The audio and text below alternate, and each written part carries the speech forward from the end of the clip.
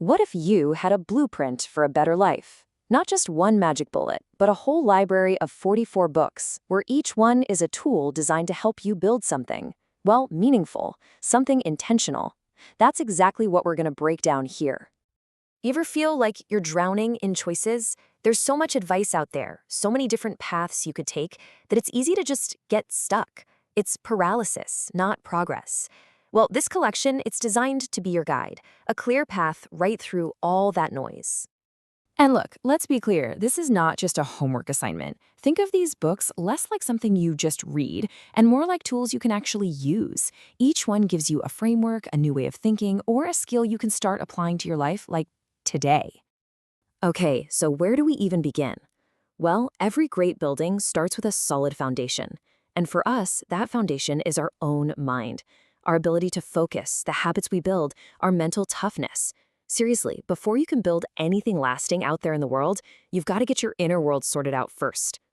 Let's face it, in today's world, your attention is constantly under attack. It's a battle on two fronts. So on one side, you've got Cal Newport's deep work, which is basically your defensive strategy, how to build a fortress around your focus. And then you have Dopamine Nation by Anna Lemke, which helps you understand what you're up against, that relentless assault of cheap dopamine that's designed to keep us distracted. So once you can actually focus, you need to build the right systems. And according to James Clear's Atomic Habits, it's not really about willpower. It's all about designing a better system. To build a good habit, you just follow these 4 simple steps you see here. Make it obvious, attractive, easy, and satisfying. And if you want to break a bad habit, you just flip it on its head. It's such a simple but powerful idea. With your focus and habits getting sorted, you can start building what I like to call your mental armor. And each of these books adds another layer of protection, you know? Jordan Peterson's 12 Rules for Life gives you some much-needed structure.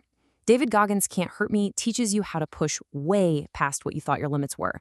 Make Time gives you these really practical ways to take back control of your day, and Essentialism teaches you the art of doing less, but doing it better. All right, so that internal foundation is set. Your mind is strong. Now we get to turn our focus outward. This next part is all about building your ambition, taking that disciplined mind and actually applying it to create wealth, build a career, and really make an impact out there. When you start looking into building wealth, you'll find there are pretty much 2 main schools of thought. On the one hand, you've got the slow and steady path from Rich Dad, Poor Dad, buying assets, investing, and letting it all grow over decades. But then you've got the millionaire fast lane, the entrepreneur's path. It's all about creating massive value and scaling it up fast. It's not about which one is right. It's about understanding the map for both journeys so you can pick one. 4.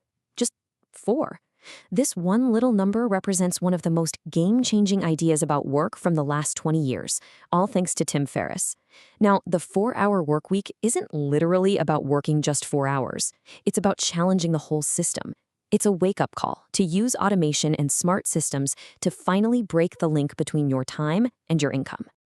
And man, this quote from Naval Ravikant just distills that whole new way of thinking down perfectly. The goal isn't just a bigger paycheck. The goal is wealth. And what is wealth? It's freedom. It's having systems, whether that's code or media or investments, that are working for you even when you're not. So for anyone heading down that entrepreneurial path, think of this as your starter pack. The Personal MBA gives you a whole business education, but without the debt. The Lean Startup gives you the modern playbook for how to build things that people actually want. Think and Grow Rich is the classic for getting your mindset right. And The Innovator's Dilemma, that's the crucial lesson on why you can never, ever stop adapting. Okay, so you've worked on your inner world, and you're building your ambition. But here's the thing, none of us is operating in a bubble. We're all part of these huge, complex systems, psychological, social, technological, that are pulling our strings every single day. This section is about finally understanding those systems. Let's just pull out one single idea from Robert Cialdini's classic book, Influence. It's called reciprocity. You know that feeling when someone does you a favor and you feel this deep, almost automatic need to do something for them in return? That's it. And once you see it, you'll start noticing it absolutely everywhere. It's one of the invisible strings that guides how we all interact. Have you ever wondered about that? Like, you pick up your phone just to check one little thing, and poof, 30 minutes are just gone. That's not a mistake. It is 100% by design. And here's that design laid out for everyone to see. It's called the Hook model. It kicks off with a trigger, like a notification, that leads you to a simple action, like scrolling or tapping.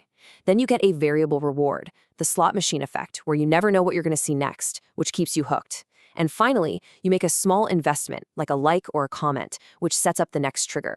That simple loop, it powers some of the most addictive products on the planet. And these books help you decode other huge forces that are shaping our lives. Thinking Fast and Slow pulls back the curtain on all the hidden biases running your own brain. The Paradox of Choice explains the wild fact that having more options can actually make us less happy. And Life 3.0 gives us a way to think about maybe the biggest challenge coming our way: artificial intelligence. And that brings us to the final and, maybe the most important part of this whole blueprint. We've built the skills, we've learned to navigate the world, but for what? What's the point of it all? This is about finding your purpose. It's about answering your why. This quote from Viktor Frankl, who survived the concentration camps of the Holocaust, is one of the most powerful things I've ever read. He realized that the people who survived often weren't the strongest physically. They were the ones who had a reason to live, a purpose that pulled them forward. A strong why gives you almost unbreakable resilience. And here, we kind of come full circle. This timeless wisdom from the Roman Emperor Marcus Aurelius sounds a lot like where we started, right? Mastering your inner world. It's this ancient truth that real strength doesn't come from controlling what happens to you, but from controlling your response to it. Now, this is the beautiful, mind-bending idea from the novel The Midnight Library. Just think about it for a second. If you could actually peek into all the other lives you could have lived based on different choices you made, what would that teach you about the life you're in right now? It's such a powerful way to think about regret and choice and the path you're on. And really, that's what this all boils down to. This blueprint, this toolkit we've gone through, it's all here to help you build focus and ambition and understanding. But at the end of the day, they're just tools. The real question, the one that only you can answer, is what are you going to build with them? What story are you going to write?